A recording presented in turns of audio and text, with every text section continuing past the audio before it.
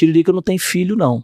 Deus poderia ter me colocado para minha mãe se relacionar com um doutor, com um médico, advogado, enfim. Ela botou um palhaço.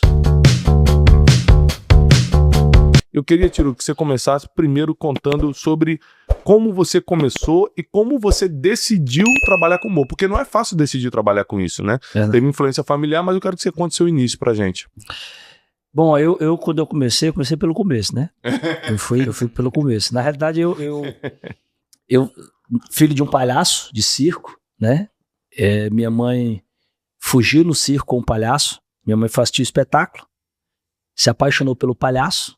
E aí, quando o circo foi embora, minha mãe foi embora com um palhaço. E aí, minha mãe fugiu no circo com um palhaço. 9 meses depois, eu nasci no circo.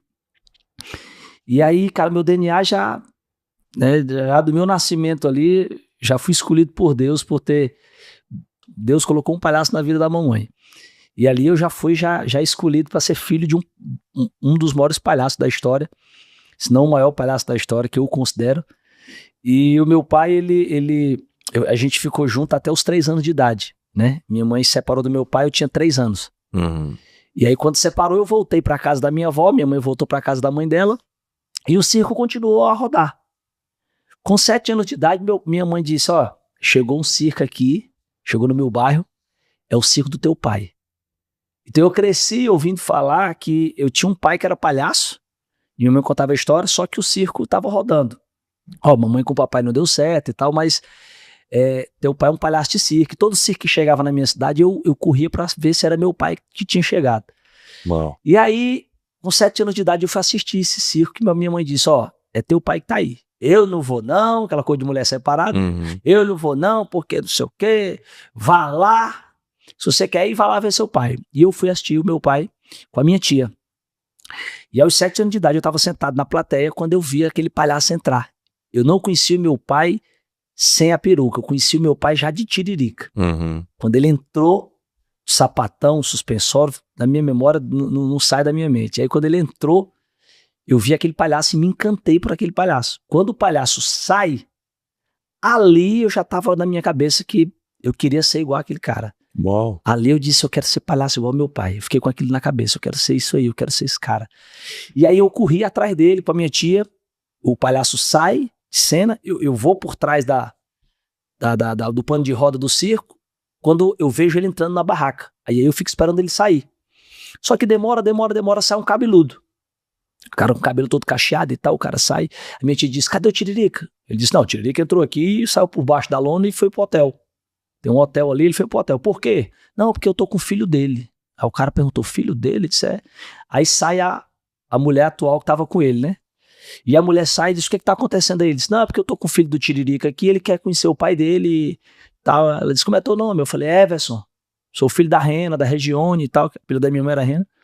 E ela disse, não, ele não tem, Tiririca não tem filho, não. Ele tem uma filha, inclusive tá no hotel com ele entrou aqui, foi por baixo e falou pro o cabeludo. O cabeludo falou, tu mora onde, moleque? E eu disse, Rua Macapá, 98.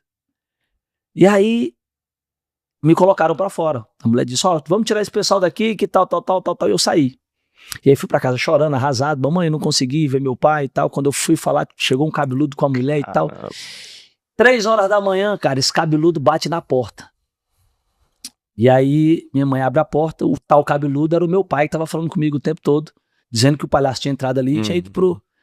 E aí esse cara me pega na rede, e eu me lembro dessa cena, sabe, Bruno? Ele me pegando no braço e olhando no espelho, dizendo, cara, você é meu filho, você é minha cara.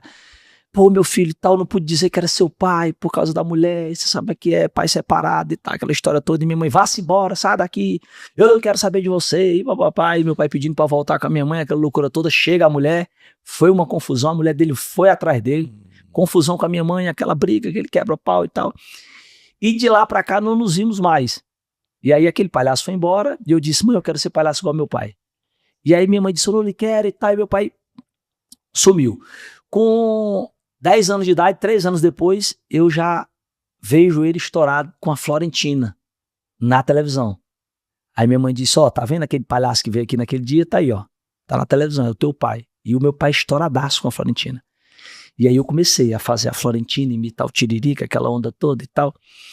E aí Quando foi com 11 anos de idade, eu mostrei esse trabalho, que eu imitava meu pai para um tio meu tio, ele cantava na noite, programa de calouros, meu tio pegou e me levou para um programa local no Ceará, e eu fiz o programa imitando o Tiririca, fazia o Tiririca Júnior.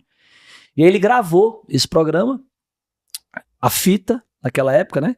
E ele pegou aquela fita VHF e mandou essa fita pro Gugu, aqui em São Paulo. Com uma semana depois, o Gugu mandou me chamar, cara. Uau. Eu tinha feito o programa local ali, só imitando meu pai. O Gugu mandou me chamar.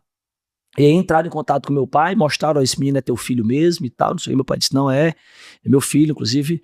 Eu tinha ido atrás dele lá e tal, na época, não sei o que e tal, mas a mãe dele não aceitou mais, e pai foi aquela... E aí eu fui fazer o Domingo Legal, cara. O Gugu estourado naquela época. E eu já entrei como Tiririquinha, imitando meu pai. E dali, Brunet, dia 19 de setembro de 1996, eu não parei mais. Dali foi a minha primeira apresentação até hoje, claro. Cheio de altos e baixos, cheio de como todo batalhador, né? Mas, de fato, eu comecei ali, imitando o Tiririca. Aí nos encontramos, meu pai veio atrás de mim, a gente foi se encontrar, e aí meu pai foi falar comigo o porquê de tudo aquilo, daquela distância, tinha separado, não tinha dado certo com a minha mãe, mas que tinha ido atrás, tinha pedido de novo para voltar com a minha mãe naquele dia, a minha mãe não quis, a minha mãe falou, meu filho, você não se lembra, mas eu não aceitei mais o seu pai, até porque não fazia mais sentido. E eu falei, mãe, tá tudo certo, daqui para frente eu quero agora conviver com meu pai, eu quero, até porque eu tava seguindo os mesmos passos dele, né? E assim eu fui até os 15 anos, imitando como Tiririca Júnior. Foi aí que tudo começou. E, eu posso fazer uma pergunta pessoal? E como é que é o sentimento? Porque eu sou pai de 4 filhos hoje, você é pai também das meninas, lindas suas filhas, tem a sua família. Como é que esse sentimento é de rejeição, é de abandono em relação ao pai, quando o pai não te dá a atenção que deveria? Explica isso pra gente, porque muita gente tem problema com o pai. Eu tive, a gente teve, até porque a vida do meu pai ela foi muito... Era um palhaço de circo, que todo dia estava numa cidade diferente, né? Cada mês estava numa cidade diferente, todo dia não, mas todo mês, de 2 em 2 meses, mudava de cidade. O circo itinerante, né? Rodava o Nordeste. E quando separou da minha mãe, teve uma outra mulher, depois outra mulher, nós somos em 5 filhos. E 6 filhos, na verdade, né? E cada mãe é um. As mães são espalhadas, assim, né? Eu costumo até brincar, um dia eu perguntei ao meu pai, por que cada um tem uma mãe? Ele disse, você já ouviu aquela frase que mãe, a gente só tem uma? Cada qual vai ter a sua. E eu dei uma de presente pra cada um, pra não ter confusão.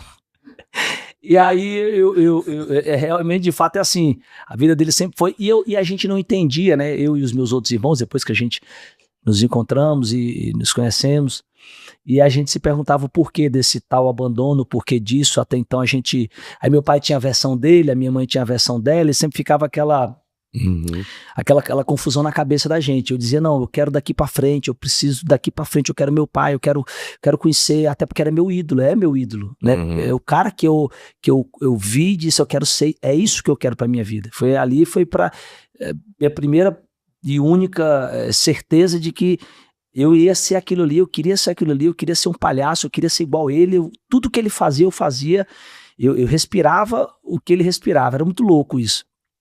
Todo mundo tinha o Homem-Aranha, o Batman, a criança tinha o seu super-herói. O meu super-herói era o Tiririca. Eu queria colocar o nariz de palhaço e ser aquele palhaço. E depois que eu descobri isso, a gente, claro, tivemos algumas discussões. Depois eu adolescente, comecei, por que o senhor fez isso? Mas por que a minha mãe? Mas por que o senhor? Mas por que? Ficou aqueles porquês. Mas eu senti tanto sua falta, o senhor poderia ter sido mais presente. E por que minha mãe? Não, mas a sua mãe, e não sei o quê. E aí...